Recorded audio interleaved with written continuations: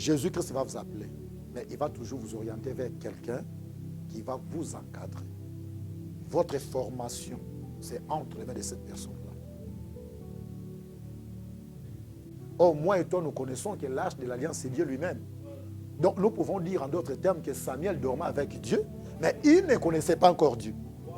Et quand Dieu s'est révélé à Samuel, Dieu appelle pour la première fois, Samuel va courir vers Élie.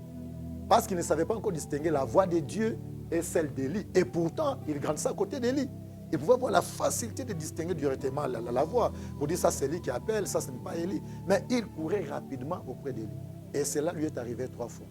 Et la 3e fois, l'homme de Dieu, l'importance d'avoir un père spirituel. Il comprend que l'enfant était appelé par le Seigneur. Il lui dit, va dormir.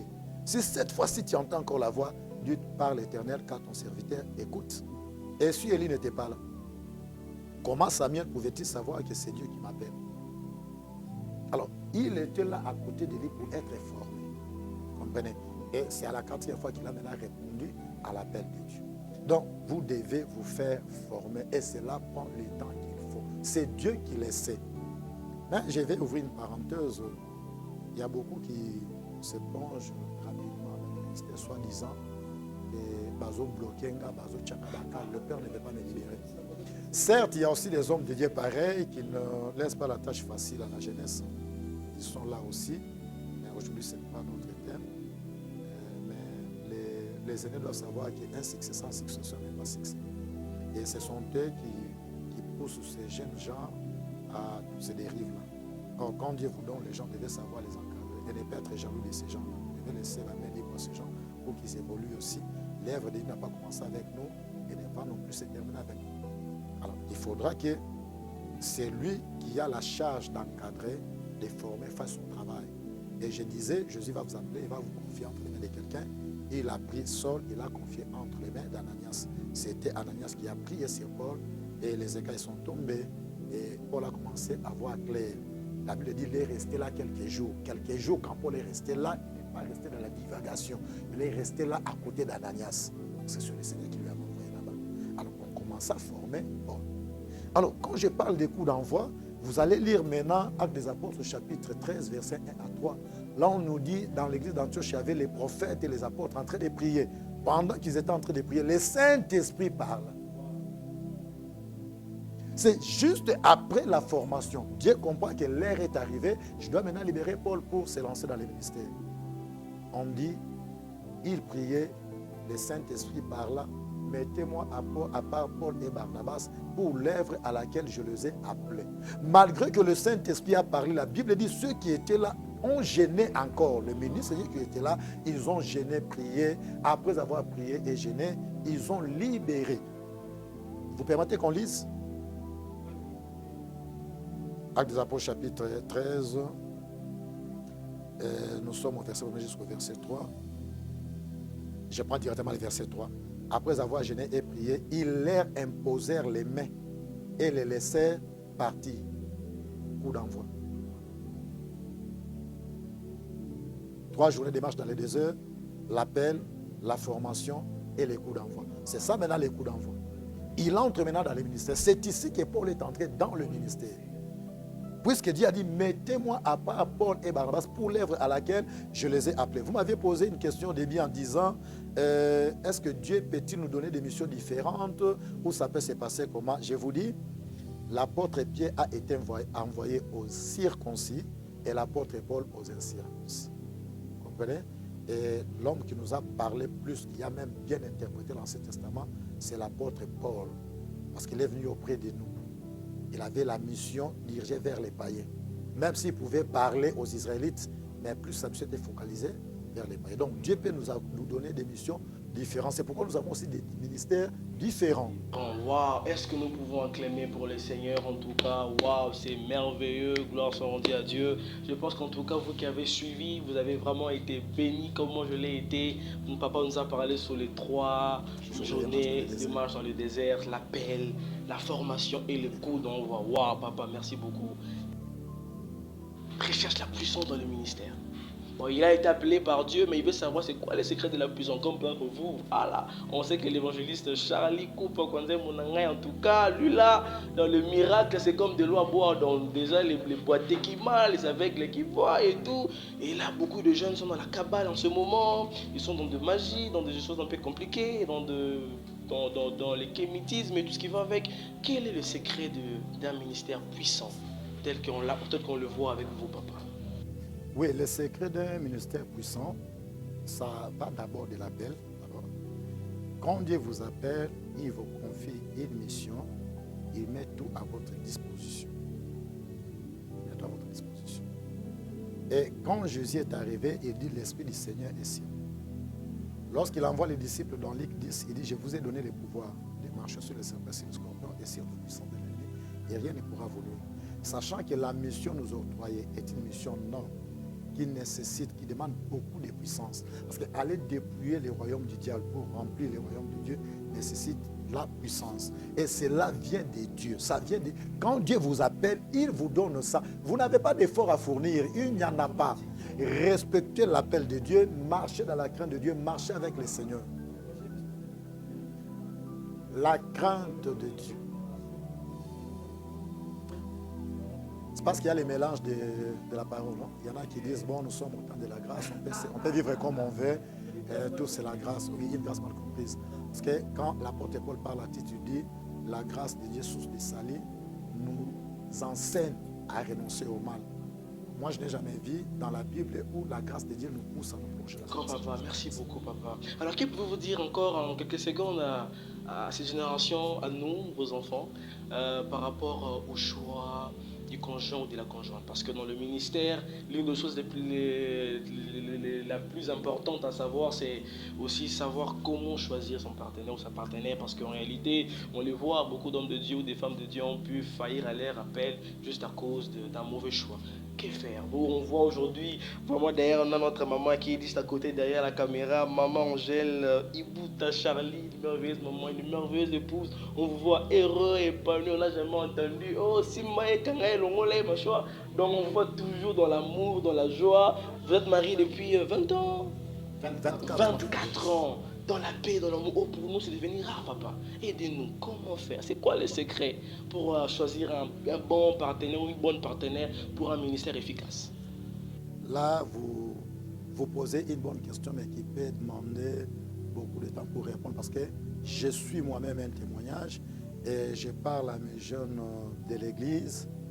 Comment? D'abord, quand vous voulez faire un choix, si réellement vous savez que vous êtes appelé par Dieu, priez Dieu qu'il mette à vos côtés celle qui va vous accompagner dans votre ministère. Il faut prier le Seigneur. Moi, je suis de ceux qui croient que Dieu peut donner un bon partenaire. Parce que j'en ai les témoignages par personne. Visible. Donc, il faut prier Dieu. Ce qui fait que plusieurs échouent dans les ministères, c'est parce que parfois nous suivons trop les penchants de nos cœurs. Les penchants de nos cœurs, on fait les choix selon nous. Il y en a même qui défendent, qui disent ça c'est vrai, mais vous-même quand vous faites les choix, la parole est là. Où avez-vous trouvé votre partenaire? Oh, les meilleurs endroits pour trouver les partenaires, c'est au puits d'eau. Ah, aïe, aïe, aïe, ah, ah, waouh, non, papa, répète-moi comme ça, c'est fort. Waouh, le meilleur endroit pour trouver sa partenaire, c'est au puits d'eau. C'est seulement au puits d'eau. Ok, je veux le faire ça, papa. Ouvrez-nous le ciel. Ok. Eliezer de Damas dit ceci à l'Éternel. Je vais chercher une femme pour les fils à mon maître. La femme à qui je dirai, donne-moi à boire, et qui va s'empresser de donner aussi au chameau. C'est cela qui sera l'épouse que je suis venu chercher.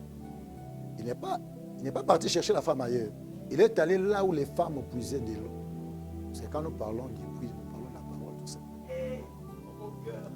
Donc la meilleure femme ou les meilleurs partenaires, on ne peut les trouver que dans le Seigneur, dans la parole de Dieu, dans le Seigneur. Pas hors. Et arrivé là, il va croiser Rebecca. Est-ce que vous pouvez me donner à boire? Et tout ça. Et Rebecca a donné à boire à Eliezer de Damas. Et il s'est empressé de donner aussi au chameau et consort. Parce qu'il avait trouvé la femme, là, c'était dans les puits. Dans la parole de Dieu. Quand je parle du puits, je parle de la parole de Dieu. Et dans la parole, il ne faut pas vous laisser emporter par la façon de chanter, les physiques, de marcher, de regarder. Non. Moi, j'ai toujours dit aux enfants de Dieu, quand il y a quelqu'un qui vous approche, amenez-le au microscope spirituel. On va les checker. Allez, vous avez besoin vous avez un partenaire, microscope spirituel est là. Donc, écrivez-nous en privé, on va vous mettre en contact avec papa et il va vous aider à savoir vraiment donc, si il faut amener la personne auprès de Dieu des esprits de toute chair. Celui qui sont le cœur et les reins. Il va vous parler pour vous dire, la personne qui vous approche, voilà ce qu'elle est. Un peu de miracle, l'orgueil. Un peu de tomber là-bas, orgueil. Qui dire à notre génération pour qu'on ne soit plus orgueilleux comme ça? C'est pourquoi j'ai dit qu'il faut maîtriser 3 journées de marche dans le désert. L'appel, la formation et les gouvernements. C'est pendant la formation où le Seigneur va vous briser. Vous saurez que tout ce que le Seigneur est en train de faire, ce n'est pas moi. Parce que quand je ne connaissais pas Christ, je n'opérais pas des miracles. À moins que j'ai touché au fétiche, parce qu'il s'agit de lui. Et si le Seigneur me retirait cette portion de grâce, c'est fini. Je reste nul. Moi, j'étais dans les mots, je ne connaissais pas Dieu. Je n'ai jamais prié. Quand j'étais dans les mots, je ne posais pas les mots dans les mots. Pour finir, si on vous posait une question et on vous disait, de tous vos 30 ans de ministère, qu'est-ce que vous avez pu retenir? Ou bien qu'est-ce que vous pouvez résumer du ministère? Pour nous aujourd'hui qui sommes en train de débuter, en quelques mots, qu'est-ce que vous avez trouvé? Qu'est-ce que vous pouvez résumer en quelques mots sur votre expérience dans le ministère, dans l'œuvre de Dieu? Le ministère, c'est un service que nous rendons à Dieu. J'ai dit ici, quand Dieu vous appelle, il vous confie une mission. Écoutez ce que Dieu vous a dit, faites ce que Dieu vous a dit. C'est tout. On ne travaille pas pour faire plaire aux hommes, pour plaire aux hommes, mais on travaille pour plaire à Dieu. C'est un service que nous rendons à Dieu. Vraiment, merci beaucoup, papa. Encore une fois de plus, c'était pour vous le frère William Capé, de l'émission Chez les Pasteurs, de notre merveilleuse structure Évangélisons pour Christ. Vraiment, merci, papa. Nous avons été honorés d'être dans la maison vraiment de notre papa Évangélique Kwanza Mimunangaï. Vraiment, merci beaucoup, papa, pour votre amour, pour ces dons, pour ces messages merveilleux que vous nous avez enseignés. En tout cas, papa, quel est votre dernier mot que vous pouvez dire et si vous avez des gens que vous pouvez saluer et à la fin, vous pouvez prier pour nous avant que nous puissions clôturer ces merveilles. Merci beaucoup. Les gens que je peux saluer sont tellement nombreux. Je ne vais pas me mettre en conflit avec les autres. J'ai dit aux miens, aux enfants de Dieu, à ceux de l'église où je suis pasteur, je vous aime beaucoup. Suivez avec enthousiasme l'émission.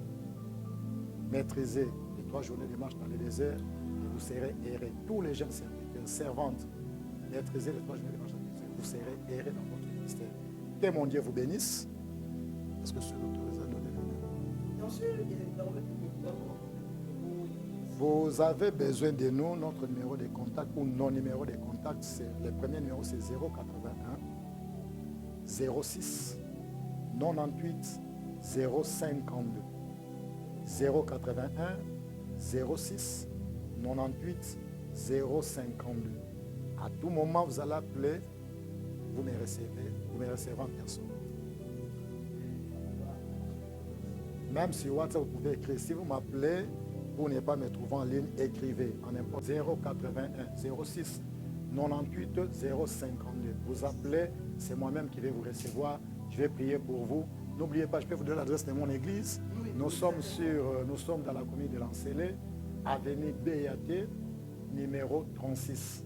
Arrêt BAT. Pour ceux-là qui peuvent quitter Limité, Lemba, toutes les communes de l'autre côté là-bas, vous allez prendre le transport du quartier 1.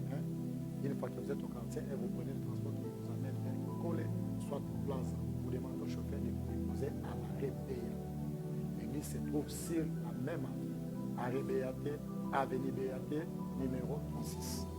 Notre programme d'équipe, nous prions les mardis de 16h30 à 18h30. Jeudi, nous commençons à partir de 15h30. Hier, les jeunes, à pleine prière des jeunes. Nous commençons notre jeûne de prière la nuit des mercredis. Et toute la journée des jeudis, nous sommes comme ça. On se met par terre pour chercher la face de Dieu. Et là, nous prions pour nos vies et nos familles. Ce sont des bons moments que nous passons devant le Seigneur avec des fortes prières et des délivrances. Ne ratez pas. Là, c'est chaque jeûne. Je vais prier.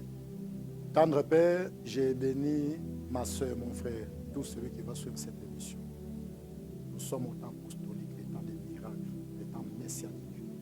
Que les miracles accompagnent leur vie par le nom puissant de Jésus-Christ Nazareth.